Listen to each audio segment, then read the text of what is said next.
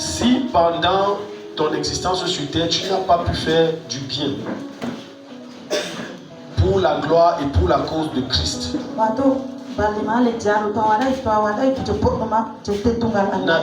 crois pas que c'est quand tu seras mort qu'il y aura une quelconque prière qui sera faite en ton honneur, qui te permettra d'arriver chez Dieu. C'est la raison pour laquelle, quelles que soient les déceptions, les humiliations, le rejet que tu peux connaître des hommes, n'arrête jamais de faire du bien. Tu ne fais pour personne, tu fais pour toi-même. Alléluia. Tu ne fais pour personne. C'est pas pour un homme. Et n'arrête jamais de pardonner. N'arrête jamais de pardonner. N'arrête jamais de pardonner. Parce que la vie, c'est comme le vent. On ne sait d'où ça vient. Et on ne sait où ça part. Aujourd'hui, on se voit. Et demain, on entend parler de toi au passé. C'est pour ça que je dis toujours, le plus important, même pas de savoir comment tu es. Le plus important, c'est de savoir où est-ce que ton âme est allée quand tu es mort. Parce que tu peux avoir une mort douce, mais tu pars quand même en enfer. Mais tu peux avoir une mort brutale, à l'instar de Paul, de Luc, à l'instar d'André, à l'instar de Jacques, de Jésus, mais tu aussi. Alléluia. Dis à ton voisin, fais les deux choses aussi durant ta vie. Pas pour te faire voir, pas pour une gloire personnelle, mais à cause de Jésus. Fais du bien à l'extrême. Sois bon comme ton Père qui est dans les cieux. Et deuxième chose, pardonne. Parle avec autorité, pardonne. Parle avec force, pardonne. De toutes tes forces. Et à l'extrême. On va voir deux choses. Comment surmonter les temps difficiles. Moi j'aime les enseignements simples et pratiques. C'est ce que les gens perçoivent et reçoivent facilement. Quand tu traverses des temps difficiles, ouvrons nos Bibles dans 1 Corinthiens chapitre 9 à partir du verset 25. Une des choses qui va beaucoup t'aider à surmonter les temps difficiles. Lève-toi, fais le sport.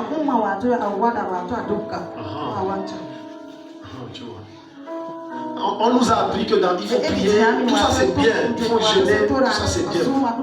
C'est bien, c'est bien.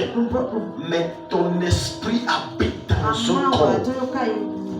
Et quand il est sous pression, il exerce la pression qu'il reçoit dans ton corps.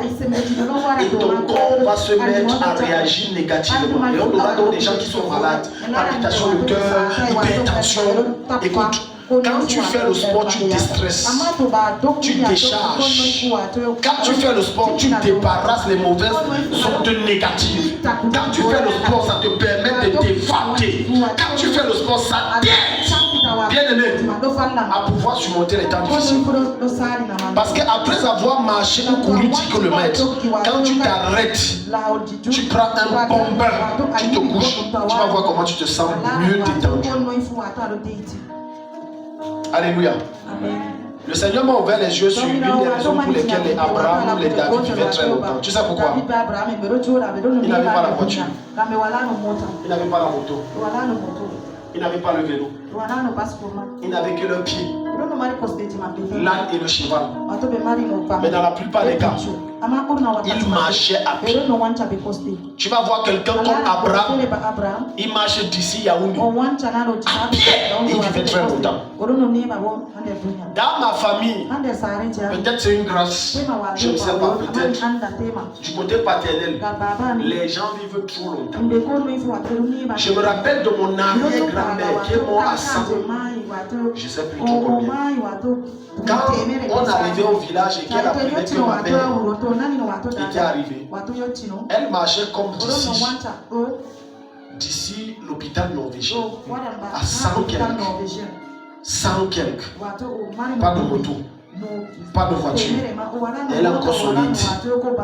Elle pile les ponts avec la rigueur elle-même. et elle vient donner. Une des choses qui nous ramollit aujourd'hui, c'est qu'on a rendu la vie entre guillemets trop facile et ça facilite notre déchéance trop facilement.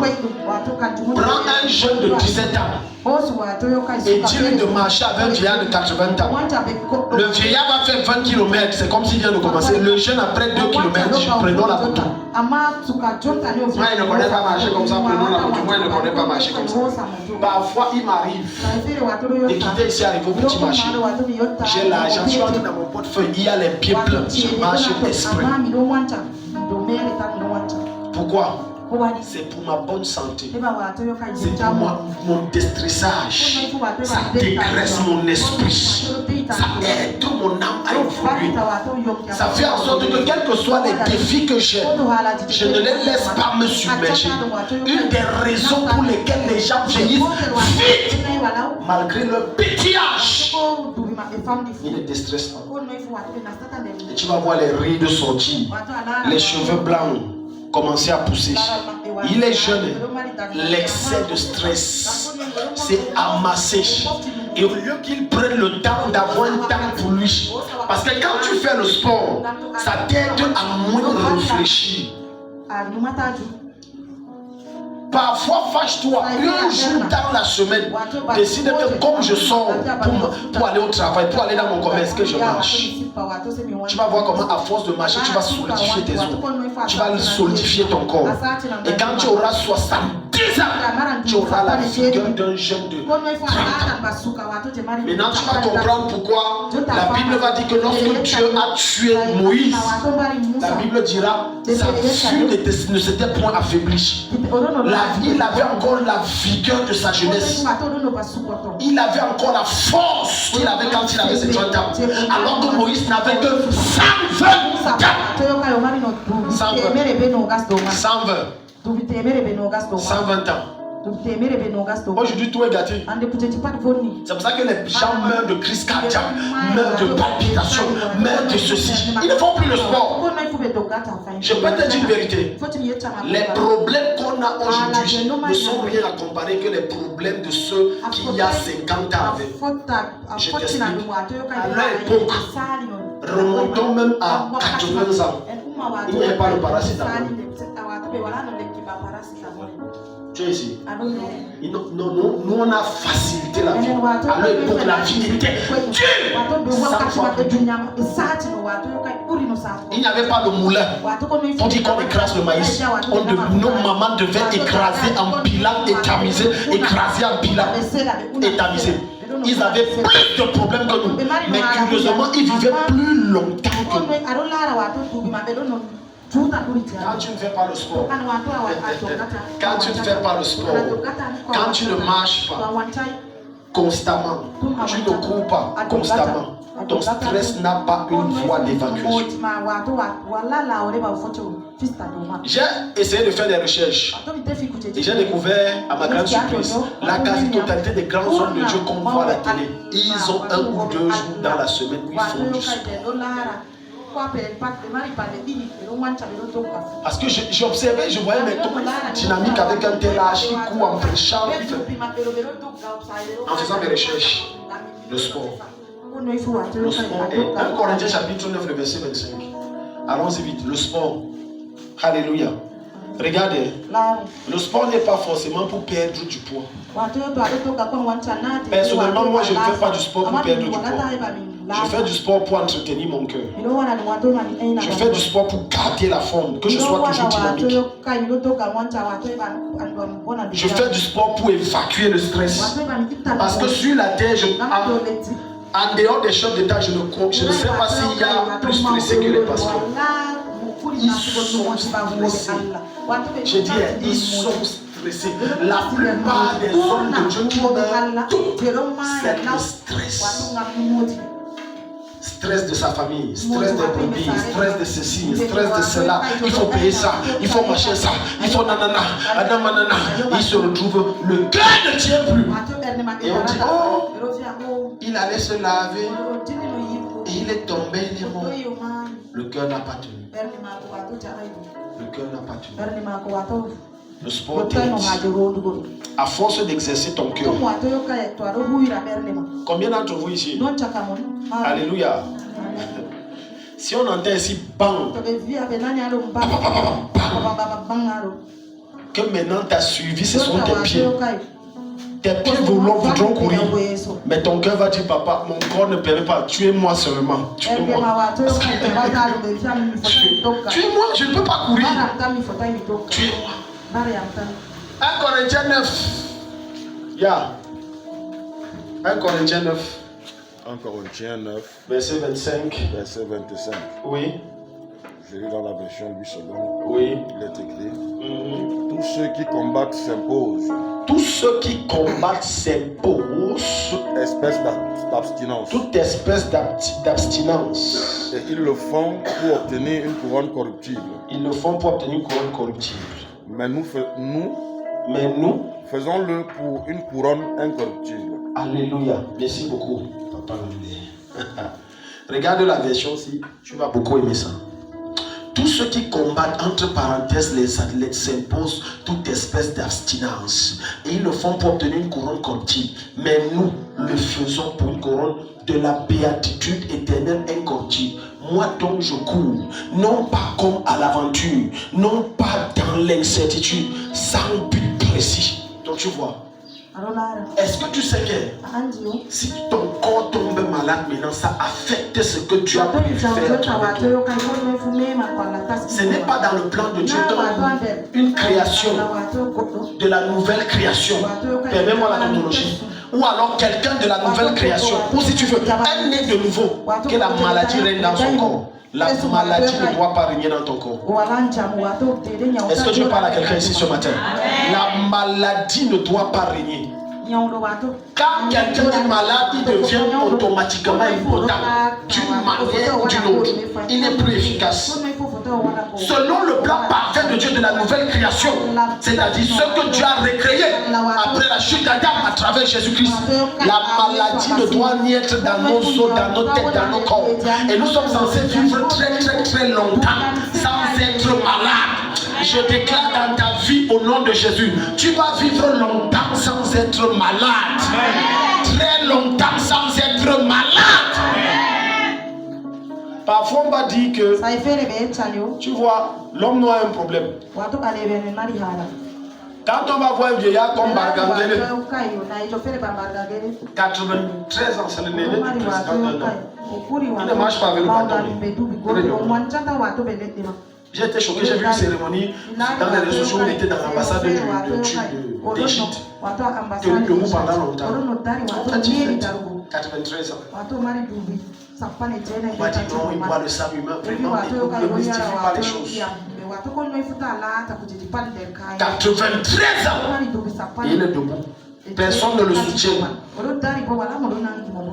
Il est debout.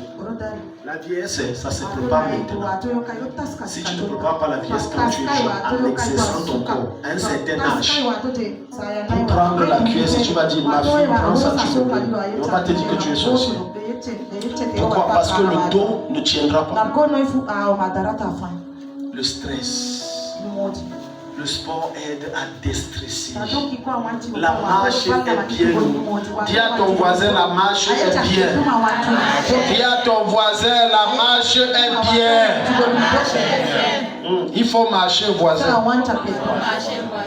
Je vois souvent les jeunes filles disent, moi je ne peux plus. Quand on quitte ici, on arrive à Carrefour, on arrive. Ce n'est même pas que c'est urgent. Si c'est urgent, on comprend que tu payes 100 francs. Monte au Carrefour, on arrive 100 francs. Parfois je vois ça comme si c'est un rêve.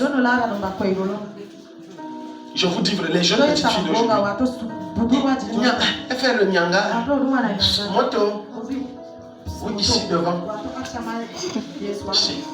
Ici devant, oui, là où il y a l'église ici en route. Qui était ici. Ici. On a coupé tes pieds.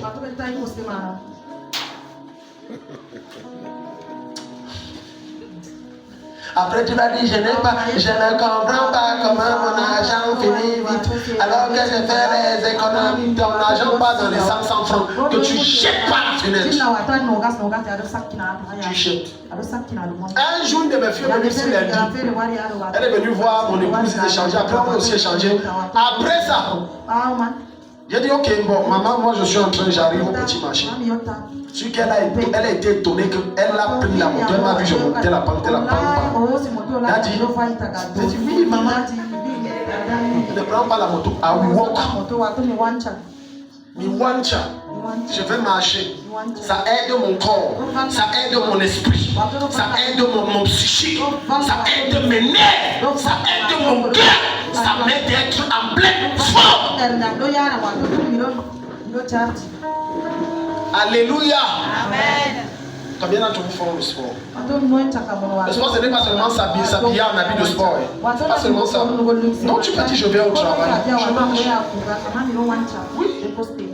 Tu peux même marcher un certain nombre de kilomètres avant de prendre la moto.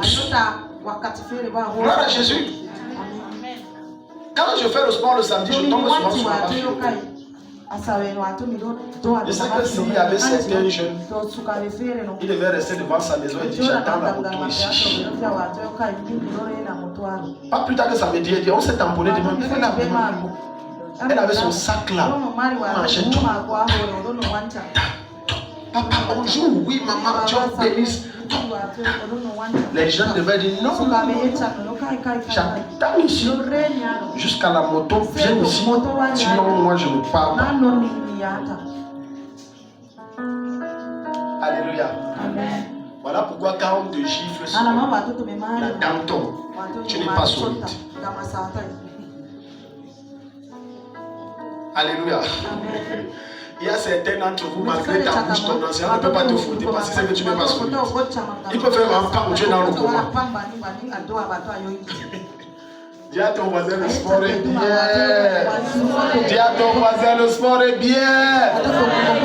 Deuxième chose avant qu'on ne prie. Alléluia. Il faut faire le sport. Faire le sport. Ça va t'aider. Alléluia. J'ai dit souvent à mon épouse, j'aime marcher. Elle dit que je sais, toi tu aimes trop. J'aime marcher. Ça me plaît. Ça me permet parce que quand j'exerce certains exercices physiques, j'aime que mon corps sente des douleurs. Ça veut dire que j'ai travaillé. Là, je me sens en forme. Combien d'entre vous sont si tu marches quelque part, le chien méchant est déchiré de l'intérieur, tu peux courir. Tu vas dire tue-moi seulement, parce que mon cœur ne tiendra pas. Deuxième chose, baladez-vous. Amen. Tu as vu comment mes enseignements sont simples. Somme chapitre 8 à partir de verset 3 à 8. Baladez-vous. Dis à ton voisin, balade-toi. Il y a des gens qui sont prisonniers, toujours enfermés. Lui, travail, maison, église, c'est le triangle. Travail, maison, église. Ou alors, école, maison, église. École, maison, église. École, maison. Et après, il dit, Daddy, je suis fatigué de la vie. Je suis fatigué. Il y a des fatigués de la vie que tu es. C'est que tu ne sors pas. Si tu sortais pour contempler les merveilles et les bontés et la grandeur de Dieu, tu ne serais pas fatigué. Tu viendrais, tu découvrirais combien Dieu est bon et qu'il a créé des belles choses. Mais tu ne sors jamais. Comme a dit, tu sors mon c'est beaucoup. Quand je vais souvent à l'école, entre l'école et la maison, c'est aussi les balades. Non, ce n'est pas les balades. J'ai dit, quand tu te lèves, tu as un objectif. Je sors me faire du bien. Parfois, entre par la foi dans les supermarchés, même si tu n'as rien en poche. Ça, c'est comme ça. Ici, c'est combien, madame? Même si on t'accueille bien comme si tu vas acheter, après tu dis, bon, oh, tu venais me renseigner. Il y a rien. Il m'est arrivé parfois quand j'étais dans la galère. J'entrais dans les supermarchés. Ça, et tu vois, on m'accueille. Je dis dans mon cœur que la femme, c'est qui se lève comme ça. Est-ce qu'elle sait que moi je me balade seulement? Je me balade. Ça, c'est combien de temps? Oh, je croyais que c'était. Tu enlèves 500 dessus. Parce que tu sais que dans des supermarchés, on ne diminue pas le prix, on ne discute pas le prix. Maintenant, tu les points, tu dis que, oh non, moi je croyais que c'était 3000, mais c'est 3500. Je vais aller me préparer, je reviens. Tu changes d'air. Tu arrives au bois de Madon. Et certains vont dire, je n'ai pas d'amoureux. Daddy, tu n'as pas besoin d'avoir d'amoureux. Ton amoureux déjà c'est Dieu en attendant qu'il t'envoie ton amoureux physique. Tu arrives au bois de Madon. Tu balades tes yeux, tu es content. Oh, c'est joli.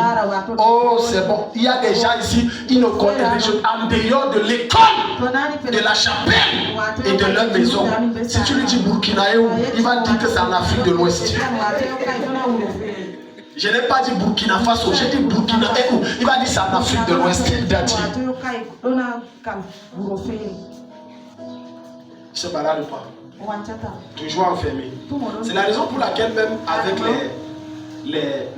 les ouvriers, je les ai encouragés à un moment que allez vous faire du bien. Cette semaine de travail, allez vous faire du bien. Allez marcher, faites du barbecue. Alléluia. Je ne sais même pas si le projet est où.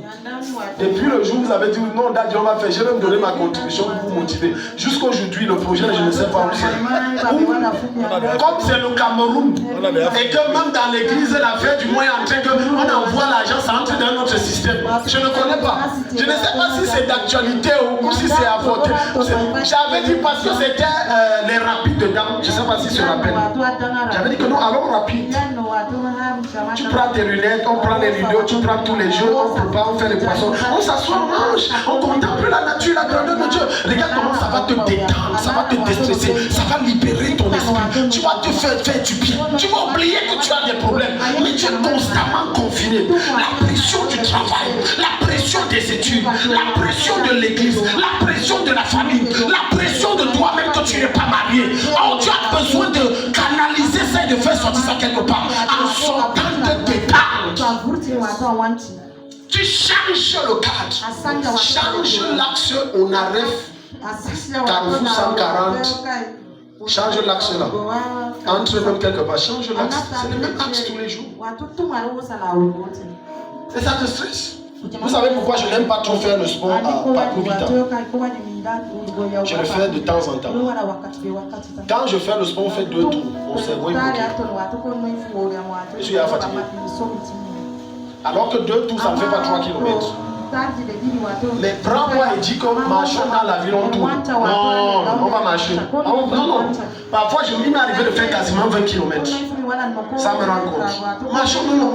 Mais le fait que je passe et je vois les mêmes choses, et je vois, mon esprit dit que depuis qu'on marche là, rien ne change. Je suis fatigué. Est-ce que quelqu'un comprend ce que je suis en train de dire? À force d'avoir les mêmes choses devant tes yeux, ça abat ton esprit. Ça fatigue ton esprit. Parfois, bien aimé, si tu es une soeur en Christ sérieuse, je parle d'une soeur, dis à tes parents, maman, je veux prendre du recul 3 jours, tu dors chez eux, tu changes de cadre, ça va t'aider. Même chose pour un frère, tu changes de cadre, ça va t'aider. Quand Dieu va nous faire grâce d'avoir notre coaster, je vous assure, on va prendre même une semaine. Alléluia. Amen. On va aller au ranch. Il y a un ranch. C'est un ranch de quoi là? Oui, Ngaundaba. Voilà. Non, Ngaundaba, c'est bien. Alléluia. On prend notre coaster. On fait une semaine là-bas. Non, non, non, il n'y a pas de... On prêche, on quoi? On est là, on contemple Dieu. Quand tu contemples Dieu, tu adores Dieu. Quand tu contemples la nature, tu adores Dieu. Quand tu contemples les arbres, tu adores Dieu. L'adoration n'est pas seulement que tu es confiné dans une salle, tu lèves les mains et tu dis, nous t'adorons Seigneur. Non, quand tu contemples, tu dis, c'est toujours Dieu. Est-ce que quelqu'un est allé au mont, vers le mont? Tu as vu la position des pieds là?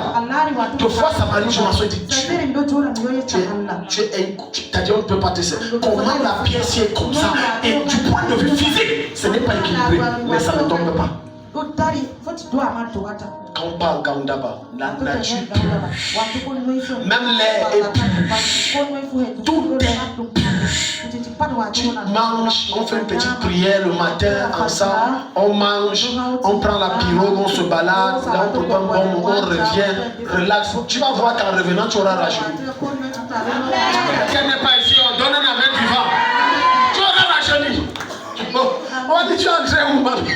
Tu as vu les rires, tu es rentré sans rire. Trop de stress. Trop de stress. Regarde, prends les 2 photos. 2022, 2025. Tu vas voir que tu as l'impression que tu as vailli vieillir de 10 ans. Trop de stress.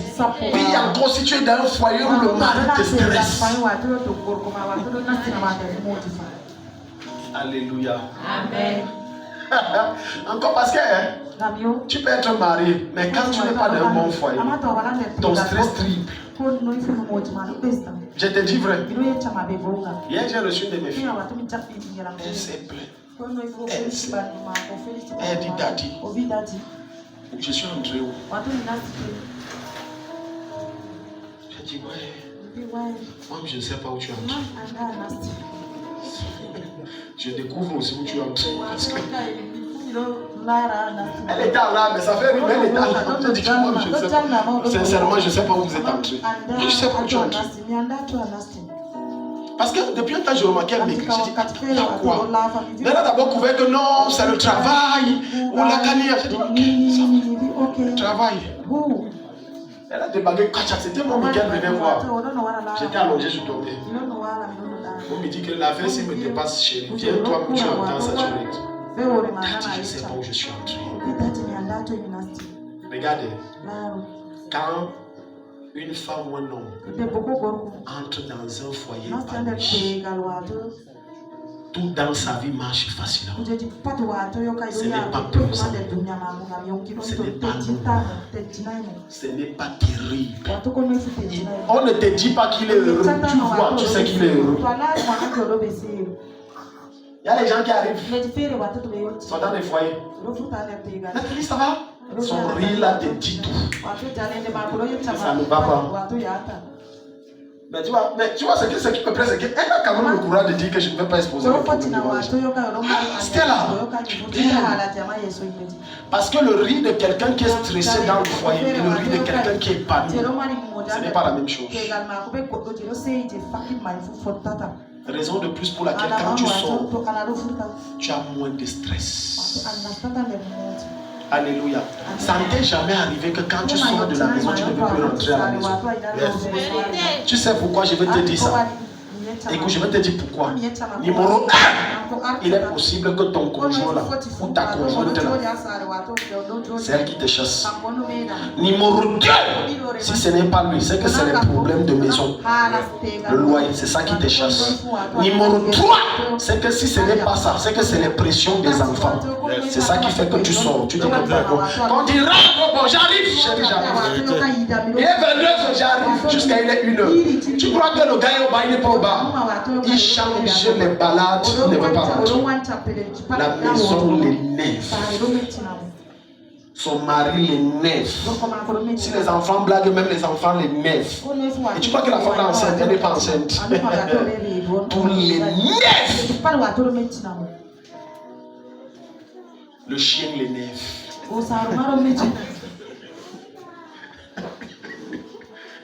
Dès que la mamie te pose sa poupée, mais ça c'est même quel feu comme ça. Même le feu l'énerve. Tous les... Alléluia. Une fois mon épouse m'a dit, elle me dit, vraiment chérie, la maison aussi m'énerve. Ça c'est même quelle maison? Tu veux dormir, si ce n'est pas les membres de l'église qui sont tous là, c'est que la nuit c'est les souris qui sont là. C'est quelle maison? En journée on ne réussit pas, les membres de l'église sont pleins ici. Le soir tu dis que tu dors, c'est les souris qui ouvrent les mamies. Mais ça c'est même quelle maison comme ça là? Dieu, depuis que tu as dit que la maison tu vas nous donner, la maison elle est où?